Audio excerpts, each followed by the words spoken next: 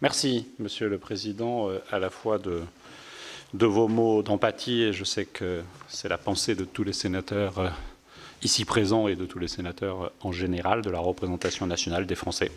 Merci de vos propos liminaires sur l'encadrement de nos réflexions et je dirais même merci de votre démarche. Nous avons échangé dès ce week-end sur la nécessité qu'il y ait cette audition pour que nous puissions présenter ce que nous pourrons présenter à la représentation nationale. Nous l'avons fait dans le cadre de la mission parlementaire du renseignement. Vous étiez présent, Monsieur le Président, et le Président Cambon était là, évidemment là. Mardi matin, nous l'avons fait devant la Commission des lois de l'Assemblée et nous le faisons aujourd'hui devant vous. C'est à la fois notre responsabilité, mais je crois que c'est aussi dans notre échange, notre rôle que de veiller à cette transparence totale pour ce dont on peut connaître et de ce dont on peut parler. Parce que jeudi dernier, cet homme, informaticien, affecté à la direction du renseignement à la préfecture de police, a assassiné 4 de ses collègues.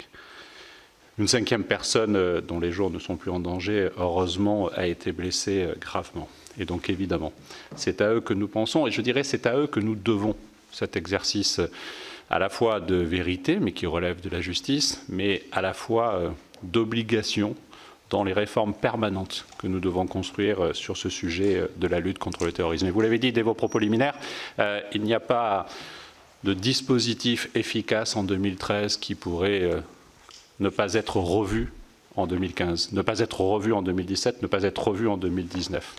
J'insiste tout de suite sur ce point.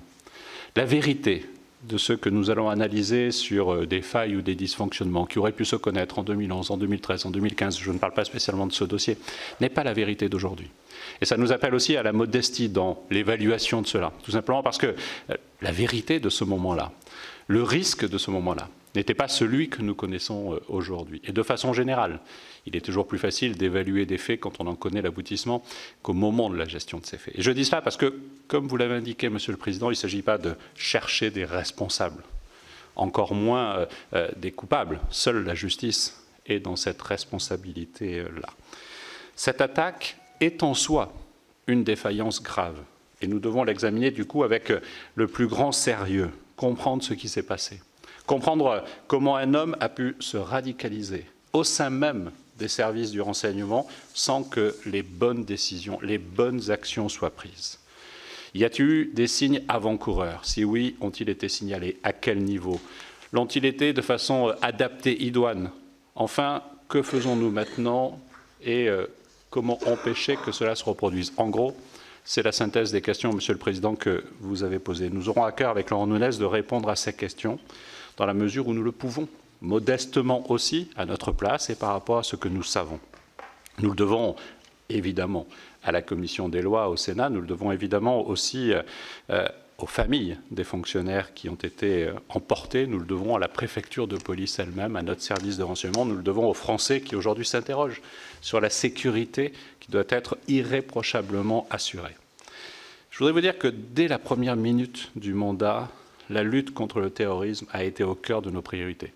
Il y a eu la loi SILT sur laquelle vous avez tous travaillé et qui a porté un dépassement politique déjà en soi, tant ce sujet est un sujet d'impérieuse nécessité.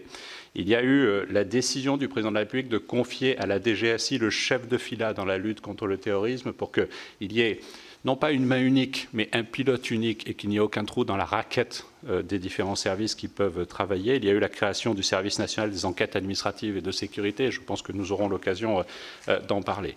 Mais il y a surtout aussi ce travail acharné de nos services de renseignement. Et je veux, à travers ces auditions, les propos du Président de la République, les vôtres, Monsieur le Président, que nous puissions leur redire que cette défaillance, que cet événement dramatique n'ébranle en rien la confiance que nous leur devons pour leur travail permanent.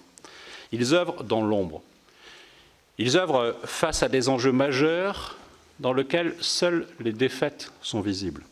Mais la réalité, c'est que depuis 2013, 59 attentats ont été déjoués. Mais nous ne pouvons pas ignorer ce drame en se disant « le travail a été fait ». Non, il y a eu effectivement des failles qui nous ont conduits à constater ce qui s'est passé jeudi. Mais je voudrais vraiment insister, si vous me permettez encore une seconde, sur ce sujet, sur le fait que dans nos positions, Laurent Nunez et moi, je crois qu'il n'y a pas un jour où nous n'avons pas une information destinée au ministre sur une intervention de nos services de sécurité dans la prévention du risque terroriste, pour que des signalements à risque ne deviennent pas des risques, justement. Et je vous le dis, mesdames, messieurs les sénateurs, tous les jours, il y a dans notre pays où le niveau terroriste reste à un niveau de risque élevé, il y a tous les jours des interventions. Mardi, devant la commission, la délégation pour le renseignement, nous avons pu évoquer l'ensemble des dossiers à notre connaissance, y compris ceux qui étaient classifiés, et répondre extensivement aux questions des parlementaires habilités, et vous en étiez, Monsieur le Président. Et donc, vous l'avez dit vous-même, nous sommes aujourd'hui dans un contexte un peu différent, tenu par le nécessaire respect du secret de la défense nationale, auquel s'ajoutent les investigations en cours. Il nous sera donc impossible d'évoquer un certain nombre de sujets. Donc nous vous le dirons le plus librement possible. Et si des informations que nous ne vous livrons pas peuvent quand même relever de l'échange avec la Commission, on vous fera une communication écrite sur ces sujets pour qu'il n'y ait pas de difficulté là-dessus. Il ne s'agit pas de s'opposer des interdictions, mais il s'agit d'éviter de divulguer des informations dont la divulgation relèverait du pénal. Voilà. Avant de relaisser la parole à Laurent Nunez et de conclure, je voudrais vraiment vous dire que nous avons à cœur de vous donner le plus d'éléments possible afin de pouvoir faire la lumière sur les faits et encore plus sur la manière dont ils ont pu survenir et ce que nous devrons faire ensuite, même si au moment où je vous parle, toute l'analyse n'est pas aboutie pour décider un certain nombre de choses, mais aussi sur les mesures qui ont été prises immédiatement au sein de la préfecture de police, par exemple, comme plus globalement en matière de signalement du risque. Laurent.